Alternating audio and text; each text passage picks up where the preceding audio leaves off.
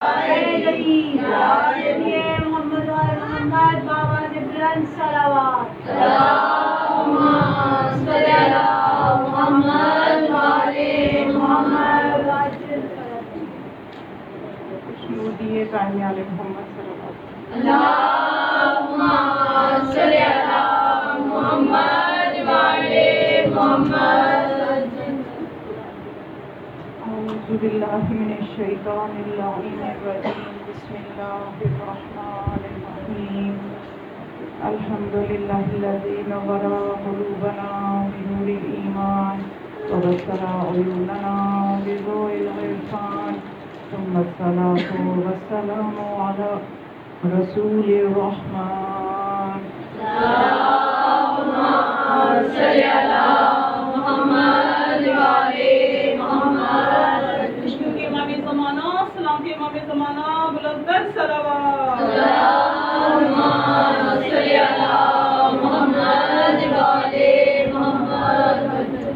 الصلاة والسلام على فاقد دینہ ومنفذ احکامہ ومروج الایمان.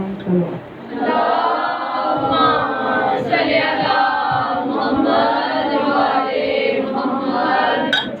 الصلاة والسلام على باقی الائمة الذین هم امناء الرحمن بالخصوص على سیدنا ومولانا صاحب العصر والزمان. اللہم صلی علی محمد والے محمد. لعنة دائمة على أعدائهم أجمعين من يومنا هذا إلى يوم الدين. بسم الله الرحمن الرحيم. من رزقه الله من الأئمة حب من الأئمة فقد أصاب له خير الدنيا والآخرة. اللہم صلی علی محمد والے محمد. آج ماشاءاللہ سے 7 صفر ولادت امام موسیٰ کاظم علیہ السلام بھی ہے، اور اس میں اتنی پریشانی کی ضرورت نہیں ہے کہ ہم مبارک کا لفظ کہیں یا نہ کہیں. امام ہے، اسی گھر کی خوشی ہے، کوئی ہماری خوشی تھوڑی ہے. ہمارے گھر کی خوشی ہو تو وہ بات اور ہے. اہلُ-البیت علیہ السلام کے گھر کی خوشی ہے تو اس میں مبارک کا لفظ کہہ دینے میں کوئی حرج نہیں ہے. اور خدا بہتر جانتا ہے کہ اپنی حجتوں کو کس طرح کن تاریخوں میں بھیجنا ہے. اور امام موسیٰ کاظم علیہ السلام کی ولادت ایسے دنوں میں ہے اور شہادت ان کی رجب کے مہینے میں ہے. رجب شعبان کے جو عموماً ان دنوں میں ولادتیں ہیں. تو یہ اصل میں مومن کا بھی امتحان ہوتا ہے کہ وہ کسی چیز کو کس طرح سے ہینڈل کرتا ہے، کس طرح سے اپنے معرفت کے ساتھ اس کو معاملے کو لے کے چلتا ہے. تو یہ بہت اب آج کل میں دیکھتی ہوں موبائل پہ بھی گروپس میں بحث ہو رہی ہے. کوئی بھی کہتا ہے مبارک نہ دو، کوئی کہتا ہے دو. تو میں تو یہ سوچ رہی تھی کہ جو مومن ہے بیچاری یہ بہت معصوم ہے. ان چیزوں پہ پریشان ہو رہی ہیں جن پہ پریشان نہیں ہونا چاہیے، اور جن پہ پریشان ہونا چاہیے ان کی فکر ہی کوئی نہیں ہے. معصومیت ہے نا، سادگی ہے. یعنی اگر آپ امام موسیٰ کاظم علیہ السلام کے لیے خوش ہو جائیں گے، میں یہ نہیں کہتی کہ آپ صرف جوڑے پہن لیں، کم از کم کالے کپڑے اتار دیں، دوسرے کلر کے ہلکے کلر کے پہن لیں.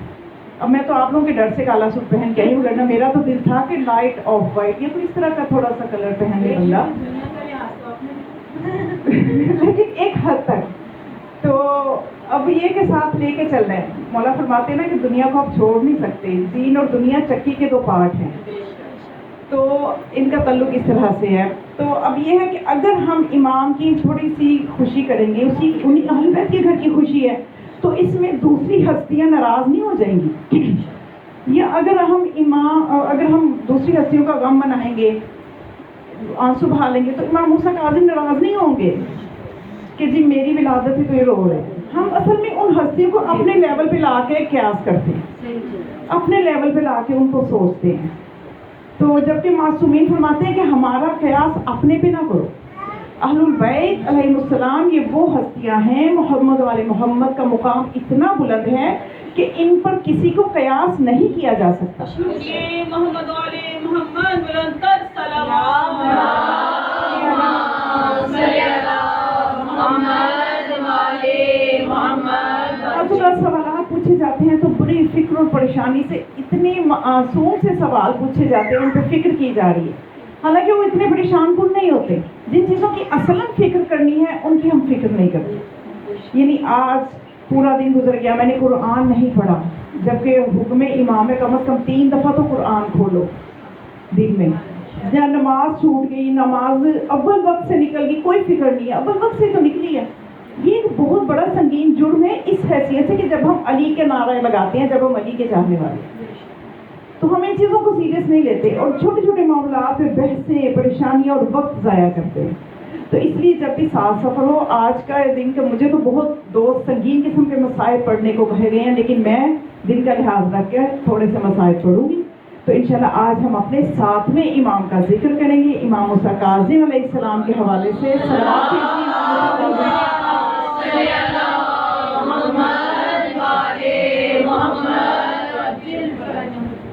تو امام علیہ السلام کے حوالے سے ہی گفتگو کو میں آگے بڑھاؤں گی کہ میں یہ سمجھتی ہوں کہ امام علیہ السلام کے ایک فرمان بھی نظر سے گزرا. ظاہر ہے جب آج ان کا دن ہے تو ان کا تذکرہ واجب ہے، لازم ہے کہ آج ہم ان کی بات کریں، ان کے فضائل پہ بات کریں، ان کی معرفت اپنے اندر مزید پیدا کریں. صرف 4 یا 5 اماموں تک تو ہماری محبت ہوتی ہے، اس پہ ہم ان کے ایام بھی مناتے ہیں، لیکن یہ ہم جناب سیدہ کو کیا جواب دیں گے، جبکہ رسول خدا کو کیا جواب دیں گے، جبکہ آپ نے تو فرمایا کہ سب محمد ہیں، سب کے سب محمد ہیں.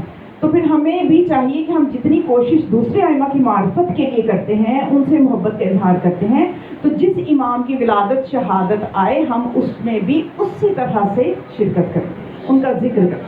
بلکہ عموماً دیکھا گیا کسی امام کی ولادت کی مجلس ہے، کسی ولادت کا جشن ہے یا شہادت کی مجلس ہے، تو ان امام کا بس تھوڑا سا ذکر کر کے دوبارہ پھر انہی مخصوص فضائل پہ آ جاتے ہیں، اسی مقصود. تو اس طرح سے ہماری چونکہ معرفت ہی کمزور رہے گی اس امام کے بارے میں، تو محبت کیسے پیدا ہوگی؟ ان امام کے بارے کا ذکر ہی جب ہم نے کم سنا تو پھر اس لیے وہ کمی محبت میں بھی آ جاتی ہے. تو ہمیں اپنی طرف سے ایک جیسے ہی جوش و جذبے کے ساتھ ان کی ولادت، ان کی شہادت، سارے اماموں کو ہمیں اس طرح سے سیلیبریٹ کرنا چاہیے.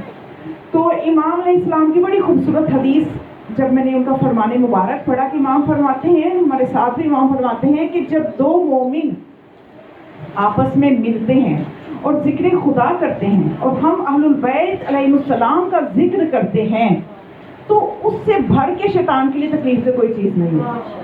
اور وہ اس امر پہ جب دیکھتا ہے کہ مومنین ملے ہیں اور یہ ذکر خدا بھی ہو رہا ہے، ذکر ائمہ بھی ہو رہا ہے، تو وہ شیطان اتنی زور سے چیختا ہے، اتنی بری طرح چیختا ہے کہ اس کے چیخنے سے اس کے چہرے کا جتنا گوشت ہوتا ہے وہ اتر جاتا ہے. نعرہ تکبیر، اللہ اکبر، نعرہ تکبیر، اللہ اکبر، نعرہ رسالت، یا رسول اللہ، نعرہ رسالت، یا رسول اللہ، نعرہ حیدری، یا حیدری، یا حیدری. المومنین امام المتقین کی ذات پر بلند تر صلوات. اللہم صلی علی محمد وعلی محمد. اور اس کی چیخ اتنی بلند ہوتی ہے شیطان کی، یہ ایک معصوم ہی بتا سکتا ہے نا. اب ہم تو نہیں، ہم نے تو وہ نہیں سنی، لیکن یہ وہ صادق ہستیاں جو صادق کی وارث ہیں وہ بتا رہی ہیں کہ اتنی زور سے چیختا ہے کہ خازن جنت جو فرشتے ہیں، جو جنت کے خزانہ دار ہیں، ان تک یہ آواز جاتی ہے. اور جتنے مقرب فرشتے ہیں وہ اس کی آواز سنتے ہیں. کوئی ایسا فرشتہ باقی نہیں بچتا جو اس کی آواز نہ سنے اور اس پہ لعنت نہ بھیجے.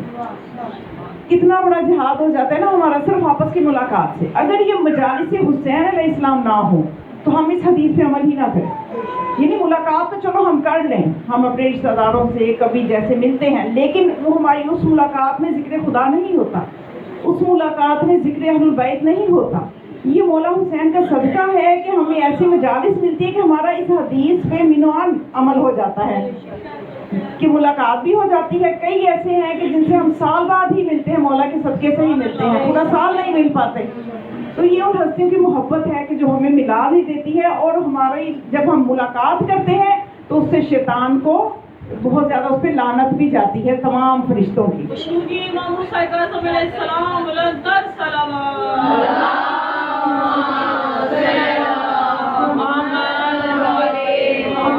اور ہمارے نزدیک جو ائمہ کا یہ سلسلہ ہے جو مولا کائنات سے شروع ہوا اور آخری امام مہدی علیہ السلام ہے، اور ہم جس کو بھی امام مانتے ہیں ہم اپنی مرضی سے نہیں مناتے. ہم یہ نہیں دیکھتے جو تخت حکومت پہ آ گیا تو وہ امام ہے، بلکہ ہمارے پاس امامت کا ایک معیار ہے جو ہمیں خدا نے دیا ہے، امامت کا ایک معیار ہے جو رسول نے ہم تک پہنچایا ہے، کہ جس میں آپ کو وہ میرا وسیع ہوگا جس میں یہ سب چیزیں آپ دیکھ لو۔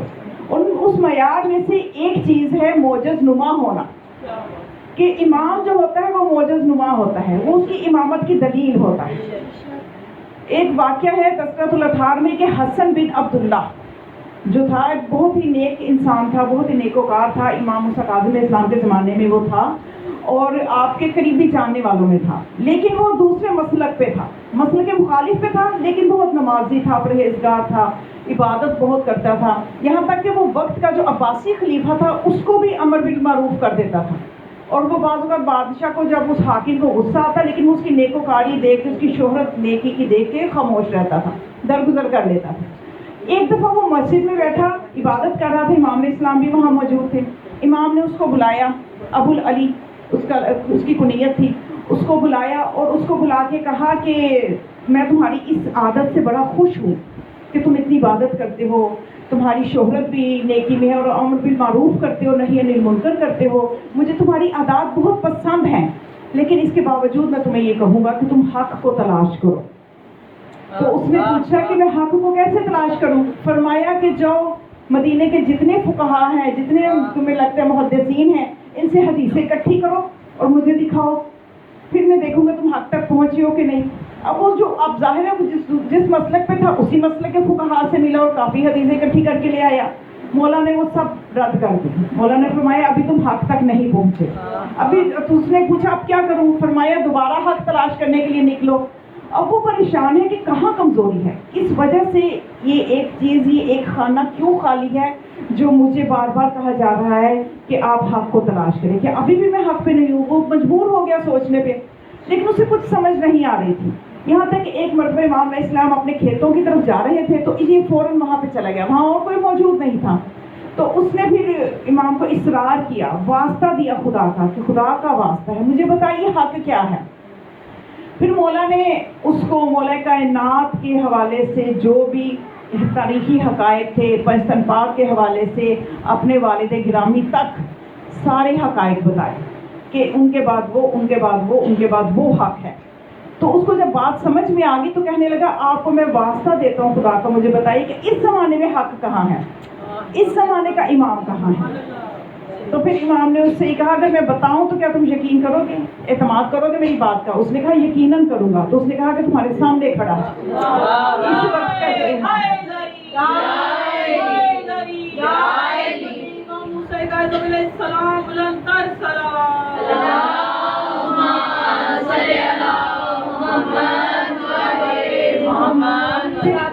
کتابی پر خبر ہے اتنی، اپنے مومن کے لیے حق کے ولی آتے ہیں اور زندگی بھر کے پہنچے ہیں، اس لیے ہم یہاں قبر میں ہم نے سنا تھا کہ ولی آتے ہیں۔ نعرہ حیدری، حیدری، آواز بلند صلوات۔ اللہم صلی علی محمد وعلی محمد وعجل فرجہ۔ پھر اس نے کہا کہ میں آپ کی بات کا بالکل اعتماد کرتا ہوں، لیکن آپ نے جو حق کی پہچان کروائی، ظاہر امام علیہ السلام نے جب اپنے سے پہلے تک کے ائمہ تھے ان کے بارے میں جب بتایا کہ ایمان کی یہ علامت ہوتی ہے، یہ علامت ہوتی ہے، تو کہنے لگا کہ آپ میں بھی وہ علامت دیکھنا چاہتا ہوں تو پھر میرا یقین مکمل ہو جائے گا۔ تو امام نے فرمایا وہ سامنے درخت ہے، اسے جا کے کہو تمہیں موسیٰ ابن جعفر حکم دیتے اپنی جگہ چھوڑ کے آؤ میرے پاس۔ اب وہ درخت کے پاس کیا، امام کا نام ہی لیا، درخت چلتا ہوا امام کے پاس آ گیا، پھر امام نے صرف اشارہ کیا، وہ واپس اپنی جگہ پہ چلا گیا۔ تو وہ شخص جو تھا حسن بن عبداللہ، اس نے امام کی دستبوسی کی اور پھر وہ خاموشی اختیار کر، امام نے کہا خاموشی سے رہنا ہے، یعنی یہ جو پیغام حق کا تم تک پہنچے، کیونکہ وہ حالات بہت سخت تھے۔ اہل البیت علیہ السلام کے زمانے میں، ہر امام کے زمانے میں اتنی ہزاریں حکومتیں بنی امیہ کی ہیں یا بنی عباس ہیں، اور وہ تھے ہی آل محمد کے دشمن، اور وہ تو اس تلاش میں رہتے تھے کہ ایک امام کے بعد اگلا امام کون ہے، اس امام کے گھر کے چاروں طرف جاسوس ہر وقت موجود رہتے تھے۔ تو اس لیے جب امام جعفر صادق علیہ السلام اس دنیا سے گئے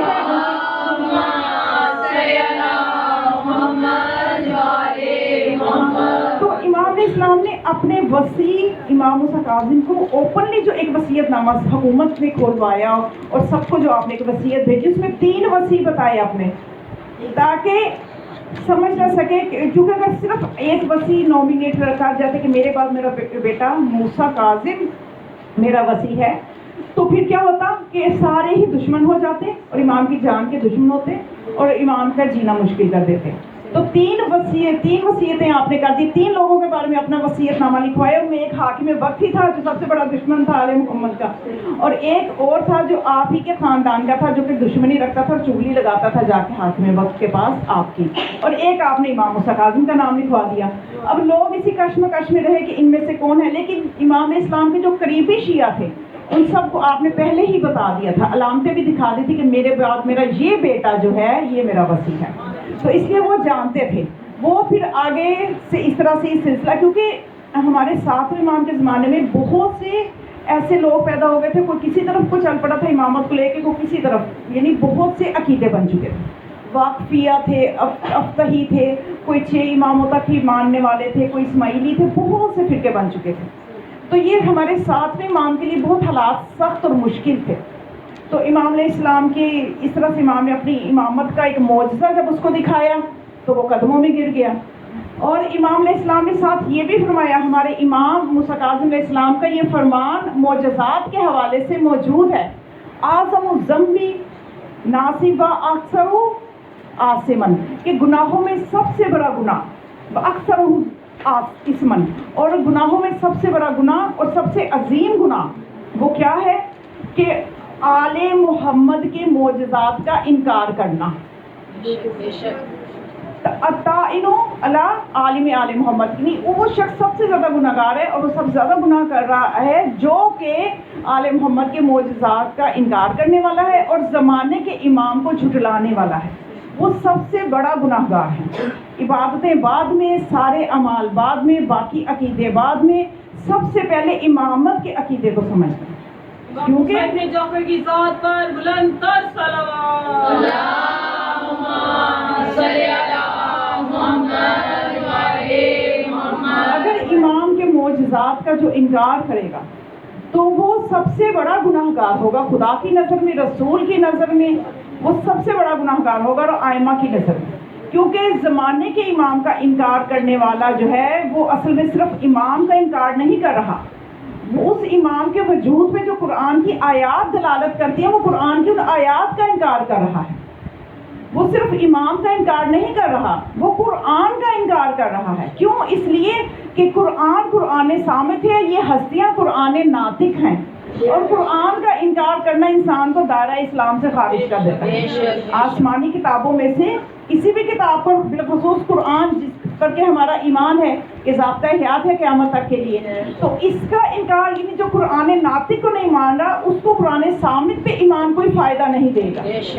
تو اس لیے امام نے فرمایا، امام موسیٰ کاظم علیہ السلام نے فرمایا کہ سب سے گناہ گار وہ ہے کہ جو زمانے کے امام کا انکار کرے اور اس کے معجزات کا انکار کرے۔ اس کے بعد جب یہ امام اسلام کا ایک معجزہ ہے جو میں آپ کو سناتی ہوں تاکہ پہلے ذہنی آمادگی ہو جائے کہ امام کے معجزات کو، ان کے تصرفات کو، جو ولایت اور امامت کے تصرفات ہیں، یہی شیعت کی بنیاد ہے، بنیادی عقیدہ یہی ہے کہ ولایت کے تصرفات کو مانا جائے، امامت کے تصرفات کو مانا جائے۔ تو یہ روایت ہے تذکرۃ الاطہار میں کہ ایک مرتبہ احمد شیعہ تھا اہل بیت علیہ السلام کا، وہ یہ روایت کرتا ہے کہ میں سویا ہوا تھا کہ کسی نے آ کے چھڑی سے میرے پاؤں پہ جیسے مارنا شروع کیا اور مجھے اٹھایا، میں بیدار ہوا تو میں نے دیکھا وہ امام موسیٰ ابن جعفر علیہ السلام،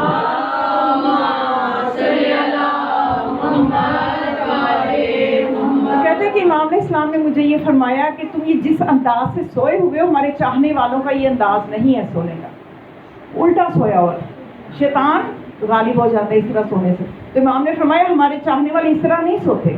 تو وہ کہتے ہیں کہ میں نے معذرت چاہی اور پوچھا کہ کوئی حکم، تو امام نے فرمایا کہ چلاؤ میرے ساتھ، ابھی فجر کا وقت ہوا ہے، امام نے فرمایا میرے ساتھ باہر آؤ۔ تو وہ کہتا ہے کہ میں حیران تھا کہ دروازے بند ہیں، کس طرح سے ہم باہر آ گئے، بند دروازوں سے کس طرح سے ہم باہر آئے تو دیکھا اونٹ تیار کھڑا تھا، اس پہ امام سوار ہوئے اور مجھے پیچھے سوار ہونے کو کہا۔ جب میں پیچھے سوار ہو گیا تو کچھ ہی چلے ہیں. کچھ ہی قدم جیسے اونٹ نے اٹھائے ہیں تو ایک دم سے امام ایک جگہ پہ رکے اور میرے سے پوچھا کہ تم دیکھ رہے ہو کہ ہم کس جگہ پہ ہیں؟ یعنی مدینہ سے چلے ہیں. تو پھر امام نے پوچھا تم دیکھو بتاؤ مجھے یہ ہم کہاں پہ ہیں. تو کہنے لگا کہ مجھے تو پتہ نہیں ہے, خدا کا رسول اور رسول کے فرزند ہیں آپ بہتر جانتے ہیں. تو پھر امام نے بتایا یہ قبر حسین علیہ السلام ہے. تو امام نے فرمایا یہاں پہ 24 رکعت نماز پڑھو. تو اس نے پھر وہاں پہ 24 رکعت نماز پڑھی. اس کے بعد پھر اونٹ پہ سوار ہوئے اور پھر ایک جگہ پہ جا کے کچھ ہی فاصلہ طے کر کے تو امام نے پوچھا بتاؤ ہم یہاں پہ یہ کس جگہ پہ ہم ہیں. تو پھر اس نے کہا کہ خدا کا رسول اور اس کے وسیع بہتر جانتے ہیں. تو امام نے فرمایا کہ یہ نجف ہے, میرے جد علی علیہ السلام کا روزہ ہے, ان کی قبر.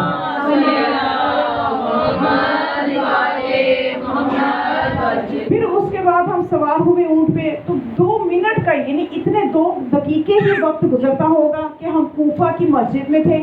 تو امام نے فرمایا تمہیں پتہ ہے کہ یہ کون سا مقام ہے؟ اس نے پھر پہلے والی بات کی کہ آپ بہتر جانتے ہیں, آپ فرزند رسول ہیں. تو پھر امام نے فرمایا یہ بیت التشت ہے, یعنی جہاں پہ امام علیہ السلام نے امام علی علیہ السلام نے ایک فیصلہ کیا تھا. تشت میں وہ ایک واقعہ شاید آپ کے ذہن میں ہو, تو اس جگہ کو جو ہے محفوظ کر لیا گیا بیت التشت. تو وہاں پہ ہم اس وقت ہم مسجد کوفہ میں ہیں, وہاں پہ 17 رکعت نماز پڑھی. اس کے بعد اسی طرح سے کہتے ہیں کہ ہم نے مختلف جگہ کی زیارات کرتے ہوئے چند لمحوں میں پھر اس کے بعد امام مجھے ایک پہاڑ پہ لے گئے جس نے پوری دنیا کا احاطہ کیا ہوا تھا. اور میرے سے پوچھا کیا تم جانتے ہو یہ کون سا پہاڑ ہے؟ تو میں نے کہا کہ میں تو نہیں جانتا, آپ فرمائیے. تو امام نے فرمایا کہ یہ وہ پہاڑ ہے جس نے پوری زمین کو گھیرا ہوا ہے, پوری زمین اس کے احاطے میں ہے, اس کے اندر ہے. تو کہتا ہے کہ یہ سارا کچھ جب ہو گیا اس کے بعد میں نے امام سے عرض کیا کہ مولا میں تو اب تھک چکا ہوں. میں تو ایسے اس منزل پہ آ کے جب میں نے یہ واقعہ پڑھا میں حیران ہوئی, کیسا موالی تھا, تھک گیا. یعنی وقت کی حجت اس کو کہاں کہاں پہ زیارات اور چند لمحے میں کہاں, اور پھر وقت کی حجت کے ساتھ زیارت کرنا. یعنی ایک تو ہم خود بھی زیارات کرتے ہیں, پھر جتنا کوئی متقی شخص آپ کو زیارات کروا رہا ہو جس پہ آپ کا اعتماد ہو تو انسان سمجھتا ہے میں نے اور زیادہ اچھے طریقے سے زیارات کر لی. تو اب یہ جو امام کے ساتھ زیارات کر رہا ہے اس نے آ کے ایک وقت پہ کہہ دیا مولا میں تو تھک گیا ہوں. امام نے فرمایا ٹھیک ہے بیٹھو اونٹ پہ. وہ بیٹھا تو وہ کہتا ہے کہ کس لمحے ہم اپنے گھر میں آ گیا اور میں نے پھر جب ایک دم میری آنکھ کھلی تو یوں لگا کہ میں سویا ہوا تھا اپنے بستر پہ اور بس میری آنکھ کھل گئی. یعنی یہ تصرف ہے ولایت کا. اور معجزہ کہتے ہی اسے ہے کہ عقلیں عاجز ہوں. اور امام کی امامت کی ایک دلیل ہوتی ہے کہ امام جو ہے وہ کسی بھی سوال کو سننے کا محتاج نہیں ہوتا کہ اس کو سوال بھی بتائیں اور پھر وہ آپ کا جواب بتائیں, بلکہ امام ہوتا وہ ہے کہ جو سوال بھی بتا دیتا ہے جواب بھی بتا دیتا ہے. اور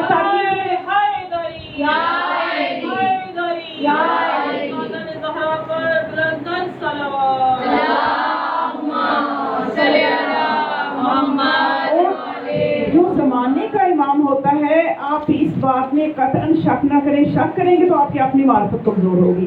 جو زمانے کا امام ہوتا ہے, جو اللہ کی طرف سے امام ہوتا ہے, وہ اپنے چاہنے والوں کے دلوں کی باتوں کو جانتا ہے. اور بالکل اسی طرح ہمارے زمانے کا امام بھی ہمارے دل کی باتوں کو جانتا ہے. بالکل بھی امام سے کوئی بات چھپی ہوئی نہیں ہوتی. اس لیے ہمیں یہ سوچ لینا چاہیے کہ جب ہم کسی کے لیے منافقت کریں, کسی کے لیے بغض رکھیں, کسی کے لیے برا سوچیں, وہ جس کے لیے سوچ رہے ہیں وہ نہیں جانے گا, امام جانتے ہیں. اس لیے خدا نے ہمارے سروں پہ ایک حجت ہر زمانے میں ہر زمانے کے لوگوں کے لیے ایک حجت رکھی. تو اور قرآن میں بھی اس کی دلیل دے دی کہ خدا نے فرمایا کہ ہر کوئی اپنے زمانے کے ہاتھی کے ساتھ اٹھایا جائے گا.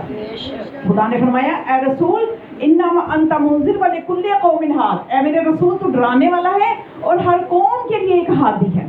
اور وہ ہادی وہی اللہ کی حجت ہے جو اپنے چاہنے والوں کے دلوں کی باتوں کو جانتا ہے. اور اسی طرح سے امام کا ایک چاہنے والا تھا, امام سے محبت کرنے والا تھا. اس نے دیکھا کہ امام کے زمانے میں امام موسیٰ کاظم علیہ السلام کے دور میں اس نے دیکھا کہ وہ ایک شخص ہے جو کہ ناسبی ہے, جو کہ امام موسیٰ کاظم علیہ السلام کو بھی غلط سلط بولتا ہے, گالی گلوچ کرتا ہے, اور صرف اسی پہ اکتفا نہیں کرتا بلکہ آپ کے جد علی علیہ السلام کو بھی نعوذ باللہ وہ گالیاں دیتا ہے. اب اس نے سوچا, یہ جو چاہنے والا تھا, اس نے سوچا کہ میں ایک تیز دھار خنجر خریدتا ہوں اور میں اس کا قصہ ہی تمام کر دوں گا. میرے سے برداشت نہیں ہوتا کہ یہ میرے امام کے بارے میں اس طرح سے کہے. جو شیلے شیعہ بھی تو ہوتے ہیں نا ہر زمانے میں, آج بھی ہیں, کیسا جوش دکھاتے ہیں. تو شیعت جوش کا نام نہیں, ہوش کا نام ہے. عقل سے چلنا یہ شیعت ہے. شریعت کے تابع رہنے والا شیعہ ہوتا ہے. شریعت کو اپنے تابع کرنے والا شیعہ نہیں سرکش ہوتا ہے, فسادی ہوتا ہے, وہ فساد پہ بپا کرتا ہے. تو اب یہ جو چاہنے والا تھا اس نے کہا کہ میں نے تو اب اس کو خنجر سے, یہ نماز پڑھنے مسجد میں جائے گا, میں آستین میں خنجر چھپا لیتا ہوں تو اس کو میں نے مار دیا. ابھی اس کا اپنا ارادہ ہے. تو ابھی یہ ارادہ ابھی اپنے پلان کو کمپلیٹ مائنڈ پہ جیسے وہ کر رہا ہے کہ اسی طرح سے میں نے اس کو ختم کرنا ہے, کہ اتنے میں دروازے پہ دستک ہوتی ہے, امام علیہ السلام کا اسے خط ملتا ہے, اس پہ لکھا ہوتا ہے کہ تم نے جو یہ اس بندے کے قتل کا ارادہ کیا اس کو ملتوی کرو, یہ ارادہ درست نہیں ہے, میرا توکل اپنے خدا پہ ہے, تو اس طرح سے بدلہ لینا درست نہیں ہے, اپنے ارادے کو ملتوی کرو. تو کہتے ہیں حکم امام پاتے ہی میں نے وہ ارادہ ملتوی کیا, اور چند دنوں کے بعد وہ خود ہی مر گیا وہ شخص.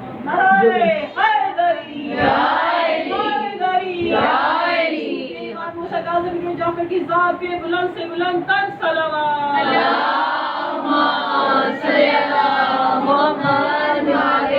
اسی طرح سے ہمارے زمانے کا امام, آپ یقین کیجئے کہ ایسی چیزیں اتنی تو نہیں اوپنلی کہنی چاہیے, لیکن میں آپ لوگوں کی موٹیویشن کے لیے, آپ لوگوں کی مزید معرفت کے لیے کہ آپ کبھی دل سے ہو کے کسی مشکل میں امام کو بلائیں. وہ بات ابھی آپ کے دل میں ہی ہوتی ہے تو وہ بات ہو جاتی ہے, وہ کام ہو جاتا ہے. یہ مسلسل ایک رابطہ زمانے کے امام کا شعاؤں کی طرح اپنے چاہنے, جیسے شعائیں ہوتی ہیں سورج سے نکلتی ہیں اور ان کا تعلق زمین پہ قائم ہوتا ہے, ہر جگہ کو روشن کرتی ہیں, اسی طرح سے امام کی مثال بھی سورج کی سی ہے. اس کے نور کی شعائیں, اس کی توانائی, اس کی شعاؤں کی توانائی جو ہے ان کے چاہنے والوں کے قلوب پہ منعکس ہوتی ہے. اور جتنا کوئی قلب پاکیزہ ہوتا ہے اتنی ہی وہ زیادہ توانائی منعکس کرتا ہے, اتنا اس کا رابطہ گہرا ہوتا ہے اپنے امام سے. تو میں نے تو دل سے جب بھی امام زمان علیہ السلام کو اپنی مشکلات ان کے ساتھ باقاعدہ شیئر کی ہیں تو ان کا حل ملا, وہ دور ہوئی ہیں, وقت فوراً بھی مدد آ جاتی ہے امام کی. تو کسی قسم کے شک میں رہ کے اپنی آخرت کو خراب یا اپنی دنیا بھی زیادہ خراب ہوگی, تو اپنے امام پہ, اپنے زمانے کے امام پہ اپنے یقین کو بڑھائیے. وہ ایک حقیقت ہیں, ان کے ساتھ اپنے تعلق کو مضبوط کریں. دیگر ائمہ کے واقعات معجزات سنانے کا مقصد ایک یہ بھی ہوتا ہے کہ اس امام کا دن بھی منایا جائے اور ساتھ ساتھ اپنے امام کی معرفت بھی ہوتی ہے. امام زمانہ سلام دی امام زمانہ بلند تر صلوات.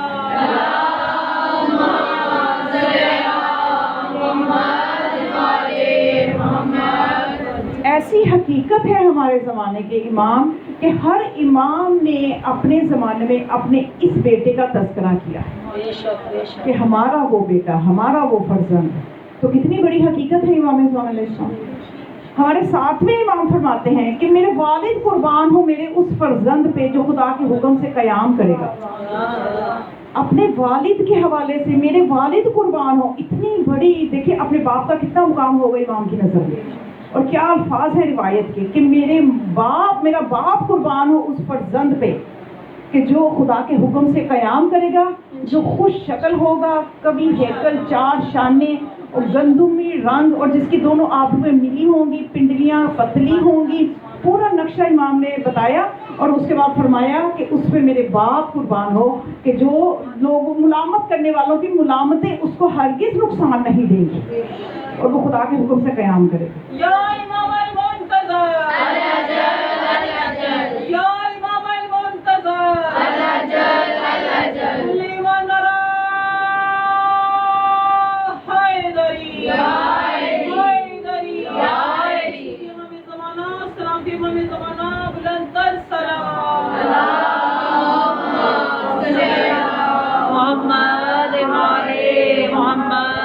اور یہ پورا ایک نظام الہی ہے. امامت ایک سسٹم ہے جو کہ قیامت تک کے لیے ہر زمانے میں ایک خادم موجود ہے. اور صرف یہ یک طرفہ نہیں ہے کہ 11 امام اپنے فرزند کا ذکر کرتے آ رہے ہیں اور جس فرزند کا ذکر کر رہے ہیں وہ بھی اپنے اجداد کے لیے آج بھی پردہ غیبت میں پریشان ہے کہ کب مجھے موقع ملے تو میں اپنے تمام اجداد کے دشمنوں سے بدلا. آج بھی ولایت کی دفاع کے لیے متحرک ہے امام زمان علیہ السلام. یہ نہ سمجھیے کہ وہ پردے غیبت میں بیٹھ کے آرام سے، جیسے ہم آرام سے انتظار کر رہے ہیں کہ اچھا امام آنے ہیں، جب امام آئیں گے تو کوئی حرکت کر لیں گے۔ امام اس طرح کا انتظار نہیں کر رہے، ہمارے انتظار کی کیفیت بہت خراب ہے، آرام سے بیٹھے ہوئے ہیں۔ انتظار اس چیز کا نام ہی نہیں ہے، لفظ انتظار کے اندر ہی آپ دیکھیں کہ حرکت موجود ہے۔ جیسے کسی مہمان کے انتظار ہو تو ہم آرام سے تو نہیں بیٹھتے نا، گھر کی صفائیاں یہ وہ سارا کچھ ہم کھانے پینے کا یہ چھوٹی چھوٹی دلیلیں دیتے آ رہے ہیں ہم کافی عرصے سے، تو انتظار آرام سے بیٹھنے کا نام نہیں ہے۔ اس لیے ہمیں یہ ماشاء اللہ انہوں نے بہت اچھا موضوع دیا مجھے کہ امام کی غیبت میں تیاری کیسے کرنی ہے، تیاری کرنے کا وقت ہے، اور تیاری آرام سے بیٹھ کے تو نہیں ہوتی جب تک حرکت نہیں کریں گے۔ تو اب امام بھی ولایت کے لیے، اپنی آئمہ کی، اپنے اجداد کی ولایت کے لیے کوشش کر رہے ہیں۔ ایک شخص ہے، وہ یہ واقعہ جو ہے ملاقات امام زمان علیہ السلام کتاب میں واقعہ موجود ہے، حسن عطری نے یہ واقعہ بتایا کہ ایک شخص تھا، وہ مصر کی طرف سفر کر رہا تھا۔ تو وہ جب سفر کر رہا تھا تو اس نے راستے میں اس کو ایک اور بندہ مل گیا۔ پہلے بات اس طرح سے ہے اصل میں نا کہ جو راوی ہے اس واقعہ کو، وہ کہتا ہے کہ میں اپنے والد کے ساتھ ایک جگہ بیٹھا تھا، ہمارے ساتھ ایک اور بندہ بھی تھا، ہم 3 لوگ بیٹھے ہوئے تھے۔ تو وہ ایک بندہ جو تھا جو ہمارے ساتھ بیٹھا ہوا تھا، اس سے اچانک گہری نیند آئی اور اس نے اونگ لی، تو اس کے سر پہ جو امامہ تھا وہ گر گیا، اور جب امامہ گرا تو ہم نے دیکھا کہ اس کے سر پہ گہرا زخم کا نشان تھا۔ ہم نے اس سے پوچھا کہ یہ کس قسم کا نشان ہے، تو کہنے لگا کہ یہ نشان جنگ صفین کا نشان ہے، جنگ صفین کی زخم ہے یہ۔ تو وہ بہت حیران ہوئے باپ بیٹا کہ ہمارے اور جنگ صفین کے درمیان تو صدیاں ہیں، تم تو اس وقت تھے بھی نہیں، تو یہ کس طرح سے جنگ صفین کے نشان ہیں؟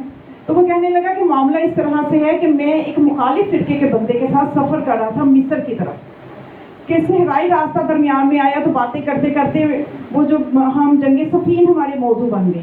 تو وہ جو مخالف فرقے کا تھا وہ کہنے لگا کہ اگر میں اس زمانے میں ہوتا تو اپنی تلوار کو علی اور علی کے ساتھیوں کے خون سے رنگین کرتا۔ تو یہ کہنے لگا کہ میں اگر اس زمانے میں ہوتا تو میں اپنی تلوار کو حاکم شام اور اس کے ساتھیوں کے خون سے رنگین کرتا۔ تو یہ کہتے ہیں کہ اس نے پھر کہا کہ چلو ہم دونوں فرقے کے لوگ تو موجود ہی ہیں، تو ہم یہیں پہ جنگ کر کے دیکھ لیتے ہیں کہ کون کس کی تلوار خون سے رنگین ہوتی ہے۔ تو یہ کہنے لگا کہ وہ میرے سے قوی ہیکل تھا، وہ میرے سے جسامت میں مضبوط تھا، میں چاہتا تو نہیں تھا کہ اس کے ساتھ ایسے میں کروں، لیکن جب اس نے تلوار کھینچی تو میں نے بھی تلوار کھینچنا پڑی، میں نے بھی تلوار کھینچی۔ جب ہمارے درمیان جنگ ہوئی تو اس نے مجھے اتنا زخمی کر دیا کہ میں بے ہوش ہو کے گر پڑا۔ ظاہر ہے یہی ہونا تھا نا کہ وہ جب جسمانیت میں مضبوط تھا۔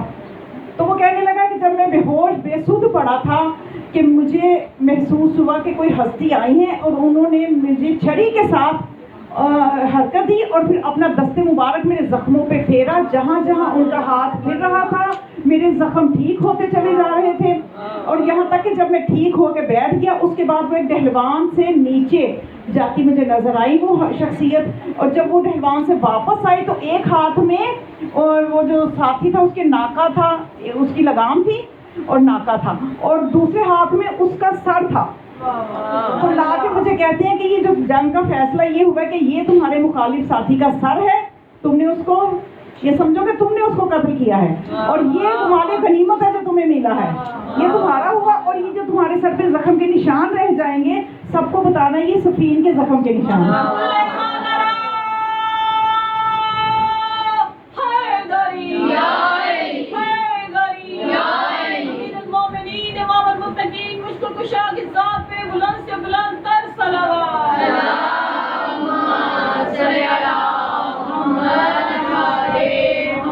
تو جس طرح سے امام موسیٰ کاظم اپنے فرزند کا ذکر کرتے ہیں، اس طرح سے ان کے فرزند بھی پردے غیبت میں باقاعدہ ایک سسٹم ہے، اپنا لشکر تک تیار کر رہے ہیں، اور انہیں پتہ ہے کہ میں نے کل بھی عرض کیا تھا کہ کس سے کیا کام لینا ہے۔ تو اس طرح سے یہ ایک نظام ہے، نظام الہی ہے جو کہ چل رہا ہے اس طرح سے۔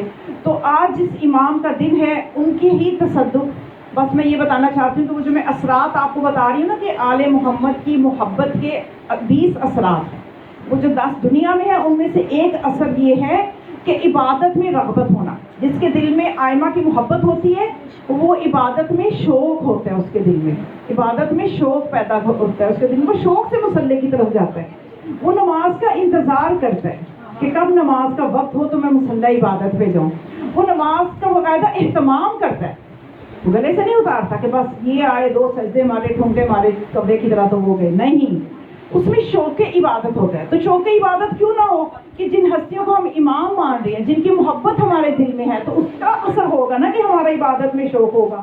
تو امام موسیٰ کاظم کی عبادت کے بارے میں تاریخ میں مخالف فرقے اہل سنت کی کتابوں میں بھی لکھا گیا کہ خصوصی طور پہ امام علیہ السلام کی عبادت کا یہ عالم ہے کہ امام نماز شب جب پڑھتے تھے تو نماز شب کو صبح کے نوافل سے ملا دیتے تھے، اور اس کے بعد صبح کی نماز ادا کرتے تھے، اس کے بعد سجدے میں سر رکھتے تھے تاکہ بعد میں مشغول ہوتے تھے طلوع آفتاب تک، پھر طلوع آفتاب کے بعد سجدے میں سر رکھتے تھے، اور سجدے میں سر رکھ کے زوال ہو جاتا تھا پھر سر اٹھاتے تھے.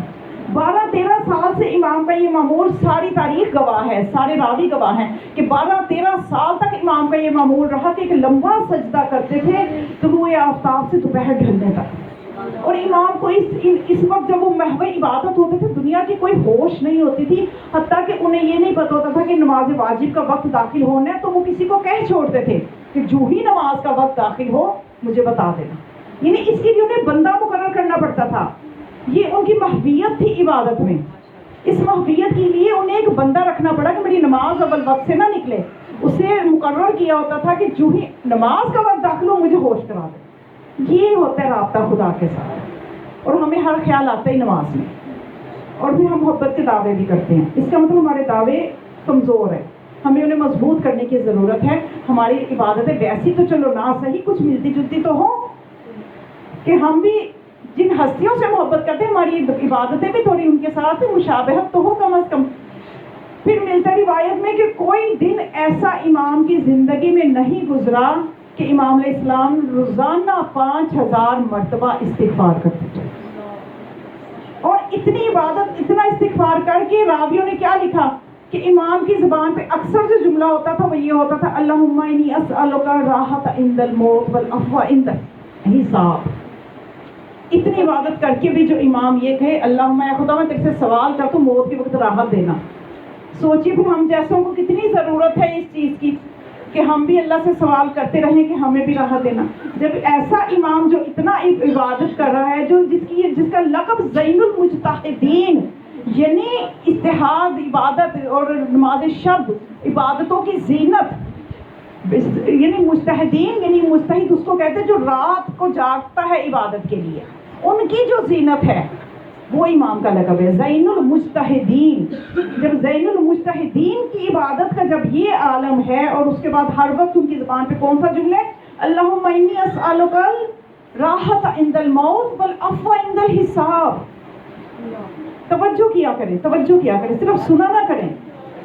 یہ چیزیں صرف سننے کے لیے نہیں ہوتی، یہ دماغ میں اتار کے، دونوں کان اللہ نے اس لیے دیے کہ دونوں کانوں سے سنیں اور پھر اس کو دماغ میں بٹھائیں، پھر دل میں اتاریں، پھر اذا سے جاری کریں اس عمل کو.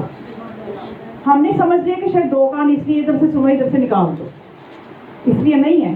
اچھی طرح سنیں، دونوں کانوں سے سنیں. برائے مشہوریہ محمد وال محمد باواز بلند صلوات.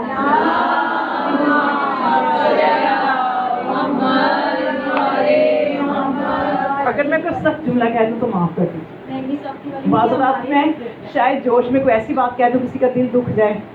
تو بچیوں کے لیے جملے ہوتے ہیں جو چھوٹی بچیاں بیٹھی ہوئی آگے، کہ مطلب دونوں کان اللہ نے سمجھنے کے لیے دیے، تو ہم نے ان سے ہدایت لے لی، ہدایت کو اپنے اندر اتارنا ہے.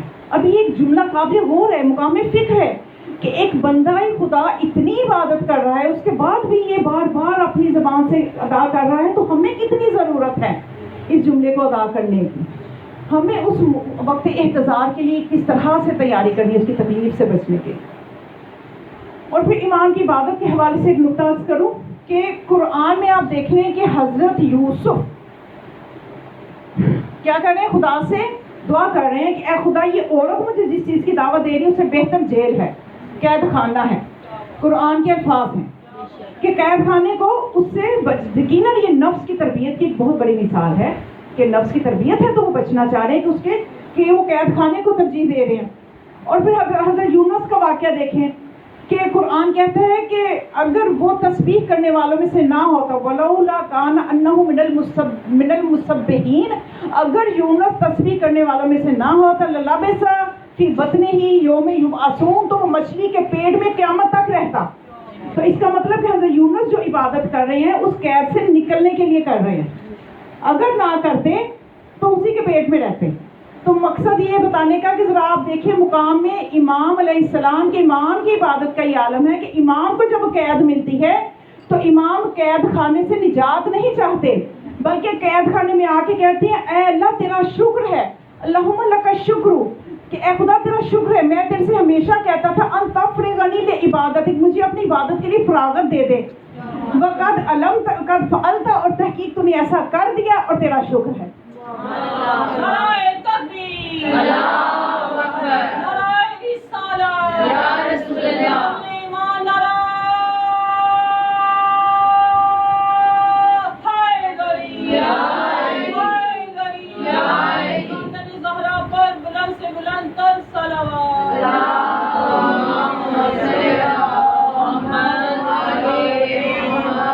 یہ انبیاء کی عبادت اور یہ امام کی عبادت کا عالم ہے. پھر جب ہم کہتے ہیں کہ یہ انبیاء سے افضل ہے تو پھر امت کو مسئلہ ہو جاتا ہے. تو آپ خود حقائق کو دیکھیے کہ خود انبیاء یہ فرماتے نظر آتے ہیں کہ اگر ہم ان کی امامت کو نہیں مانتے، ان کی امامت کے قائل نہیں ہوتے، ہماری نبوت نہیں بچتی. کیوں؟ کیا وجہ؟ اس لیے کہ تمام انبیاء کی محنت جناب سرور کائنات کے سر پہ اس کا سہرا ہے کہ وہ آخری اینٹ ہے، تکمیل نبوت ان پہ ہوتی ہے. اور نبوت کی جتنی محنت ہے وہ پھر امامت کے حوالے ہے، کیونکہ شریعت کا محافظ امام ہوتا ہے. اور 11 اماموں کی جو محنت ہے وہ تکمیل امامت امام زمانہ علیہ السلام پہ ہوتی ہے.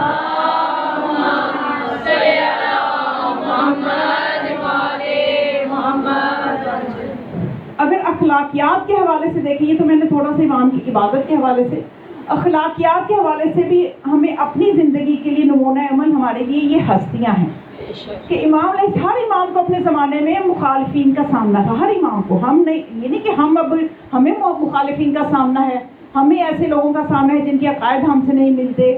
تو ایسا ہر امام کے زمانے کے اگر ہم ان کی سیرت کو پڑھیں تو ہمیں اپنے لیے رہنمائی مل سکتی ہے کہ ہم نے کس طرح سے ان لوگوں کے ساتھ چلنا ہے، کیسے ان کو ٹیکل کرنا ہے، کس طرح سے اپنے معاملات کو چلانا ہے.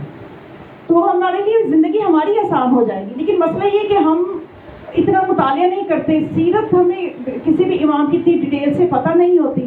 ہم اگر کربلا کے واقعات کا بھی ذکر کرتے ہیں، کسی شہید کا ذکر کرتے ہیں، حالانکہ وہ شہید اپنی جگہ پہ ایک ہستی ہے. اگر ہم جناب علی اکبر کا ذکر کرتے ہیں تو صرف چند جملے مصائب کے. علی اکبر ایک شخصیت ہیں، ان کی زندگی کے 18 سال دیکھنے کے قابل ہیں جنہوں نے انہیں کربلا والا علی اکبر بنایا. جناب غازی کا ہم صرف کربلا کے چند جملوں میں ہی شخصیت ختم کر دیتے ہیں، چند آنسو بہاتے ہیں کہ شاید ہم نے مولا غازی کو پہچان لیا، جبکہ وہ جو 32 سالہ زندگی ہے اس نے ان کو وہ کربلا والا غازی بنایا. وہ زندگی دیکھنی ہے ہم نے. تو یہ ہم زیادتی کر جاتے ہیں ان کرداروں کے ساتھ کہ ہمیں ان کی سیرت کو دیکھنا ہے. اسی طرح سے ہمارے ساتھ امام، چونکہ آج ان کا دن ہے، تو امام علیہ السلام کو ان کے زمانے میں عمر بن خطاب کی اولاد میں سے ایک شخص تھا عمری، وہ بہت تنگ کرتا تھا. یعنی امام علیہ السلام کے بارے میں جملے کسنا، حتیٰ کہ ان کی شان میں گستاخیاں کرنا. تو آپ کے کئی چاہنے والوں نے کہا کہ امام مولا بس اجازت دیں، جیسے میں نے بتایا نا جو شیلے شیعہ، مولا بس اجازت دیں تو میں ابھی اس کا کام تمام کر رہا ہوں، ہم سے برداشت نہیں ہوتا کہ یہ آپ کی شان میں گستاخیاں کرتا ہے. تو امام نے ہمیشہ ان کو تسلی دی اور کہا کہ آپ نے ایسا کوئی قدم نہیں اٹھانا. پھر ہوا یہ کہ جب اس کی حرکتیں بہت بڑھ گئیں تو امام علیہ السلام نے ایک مرتبہ پوچھا اپنے کسی دوست سے، اپنے چاہنے والے سے، بتاؤ مجھے اس وقت عمری کہاں پہ ہے؟ تو بتایا گیا کہ وہ اپنے کھیتوں پہ کام کر رہے ہیں. امام علیہ السلام چلے گئے اور اپنے خچر پہ سوار تھے. تو جب اس کے کھیتوں کی طرف جا رہے تھے تو وہ دور سے ہی چیخنا شروع ہو گیا، کہنے لگا کہ اے موسیٰ جعفر آپ کیا کر رہے ہو، آپ کیا کر رہے ہو، میرے کھیت خراب کر رہے ہو، آپ اپنے خچر پہ سوار چلے آ رہے ہیں اور میرا کھیت سارا خراب ہوتا چلا جا رہا ہے. امام نہیں رکے، امام چلتے کہ جا کے اس کے پاس جا کے رکے اور اپنے خچر سے اترے. اس سے پوچھا کہ تمہارا اس کھیت پہ کتنا خرچہ آیا ہے؟ اب امام تو ایک مخصوص تھوڑے سے رستے سے ہی آئے ہیں، تھوڑا سا ہی خراب ہوا ہوگا نا. تو وہ کہنے لگا کہ 100 دینار. امام نے فرمایا تمہیں اس سے کتنی اجرت کی توقع تھی کہ کتنا منافع ملنا تھا؟ کہنے لگا 200 دینار. امام نے اسلام نے ایک تھیلی اس کے حوالے کی، یہ لو یہ 300 دینار اور یہ کھیت بھی تمہارا. اور اس کو دعا دی کہ اللہ تیرے کھیت میں برکت دے، تیری فصل میں برکت دے کہ تو جتنا اسے منافع چاہتا ہے تو اس سے دگنا منافع ہو. دعائیں دے کے جب واپس آئے اگلے دن مسجد میں گئے تو وہ امام سے پہلے مسجد میں موجود تھا اور امام کے قدم بوسی کرنے لگ گیا اور کہنے لگا کہ اللہ جانتا اپنی رسالت کو کہاں قرار دے.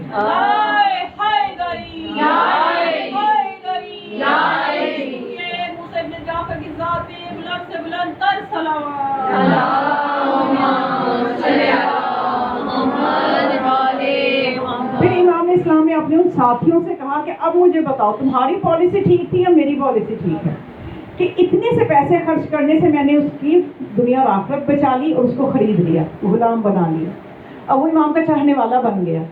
تو ہمیں انہوں نے کیا درس دیا کہ ہم نے اس ہر چیز میں جوش نہیں ہوتا. ہمارا مذہب, ہمارا عقیدہ ہوش اور عقلی مذہب ہے. مذہب شیعہ عقلی مذہب ہے. اور امام علیہ السلام جو کہ خاص طور پہ ان کے لیے کہ باب الحوائج امام ہیں یہ.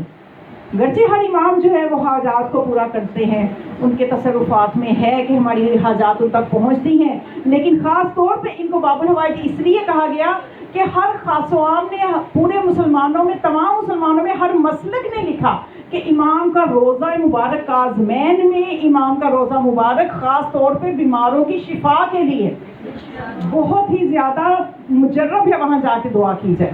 یعنی 100% یقین ہے کہ وہاں پہ شفا ہے.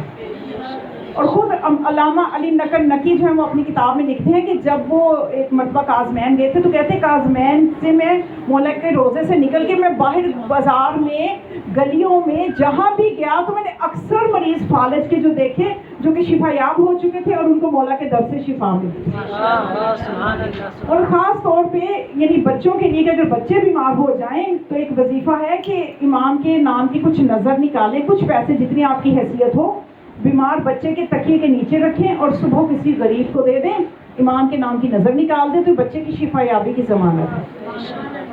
تو خاص طور پہ بیماروں کے لیے توسل کریں امام سے, بیماریوں کے لیے, اور جو جس بیماری سے ہم خوف زدہ ہیں اس کے لیے توسل کریں. ایک خاص طور پہ دعا ہے جو امام سے منسوب ہے, اس دعا کو 3-4 لائنوں کی دعا ہے. کتابوں میں شاید آپ کے پاس وہ نہیں ہے تو میں آپ کو ایسے شیئر بھی کر سکتی ہوں, میرے پاس ہے, موبائل میں بھی ہے. 3 لائنوں کی دعا ہے وہ, اور وہ اگر آپ پڑھ لیں روزانہ تو یہ کوئی آدھا منٹ یا 1 منٹ لگے گا. تو یہ خاص طور پہ بخار اور اس قسم کی جتنی بھی وبائی بیماریاں ہیں ان سے تحفظ کے لیے وہ ہے کہ آپ اس دعا کو اپنا وظیفہ بنا لیں. تو ویسے وہ نیٹ پہ بھی میں نے شاید آپ کو بتایا جو چینل میں نے بنایا ہوا ہے یوٹیوب پہ, آپ یوٹیوب پہ سیدہ زینب عمران لکھیں گے تو لبیک یا حسین کا لوگو آئے گا, آپ اس کو سبسکرائب کریں. میرے تقریباً 200 کے قریب ویڈیوز ہیں اور اس میں بھی میں اپلوڈ کر دوں گی, وہ دعا بھی کر دوں گی تو وہ لکھی ہوئی بھی آ جائے گی ویڈیو کے ساتھ جب ویڈیو چلے گی. تو آپ یعنی ان چیزوں کو لیں, ان کو وظیفہ بنائیں. اور امام علیہ السلام یہ وہ نعمتیں اللہ نے ہمیں دی ہیں, وہ خزانے دیے ہیں کہ ہماری تو کوئی پریشانی جو ہے وہ پریشانی باقی رہنی ہی نہیں چاہیے. اگر ہم پھر بھی توسل نہ کریں, ہمارا یقین کمزور ہو یا ہماری معرفت کمزور ہو تو یہ کمزوری ہماری طرف سے ہے. یہ تو بالکل ایسے ہی ہے نا کہ گھر میں اگر بندہ کہتا جا رہا ہے میرے سر میں درد ہے, سر میں درد ہے, دوا موجود ہے وہ نہیں کھانی اور سر درد کہتے رہنا ہے. اسی طرح سے ہم پریشانیوں کو پکار, ہماری یہ پریشانی, ہماری یہ مشکل, ان ہستیوں کا دامن تھامیں. دعائے توسل کو جو بھی مشکل آپ کی دور نہیں ہوتی, چند دن دعائے توسل پڑھ کے دیکھیں, کیا آپ کو ابھی 7 دن مکمل نہیں ہوں گے حاجت پوری ہو جاتی ہے. ہم کسی بھی وظیفے کو پکڑ تو لیں, پھر ہی ہم اس کے وہ افادیت کو بھی لے سکتے ہیں. لیکن اس چیز سے اجتناب کریں جو اپنے سے وظیفے ایجاد کر لیتے ہیں. ہر پریشانی, ہر مشکل, ہر بیماری کے لیے الگ الگ دعائیں, وظیفے معصومین نے بتائے ہیں. تو ہمیں ضرورت ہی نہیں کہ ہم اپنے سے چیزیں ایجاد کریں. ہماری ایجاد کی بھی چیزوں میں تو وہ اثر بھی نہیں ہوگا. تو بس یہ وہ آج کے امام کے حوالے سے چند چیزیں تھیں, ان کے اخلاقیات کے حوالے سے, ان کی سخاوت کے حوالے سے, ان کے کردار, عبادت کے حوالے سے, جو میں چاہتی تھی آپ کو ہدیہ کروں. تو امام موسیٰ کاظم علیہ السلام کی خوشنودی کے لیے ایک جاگتی ہوئی صلوات پڑھ.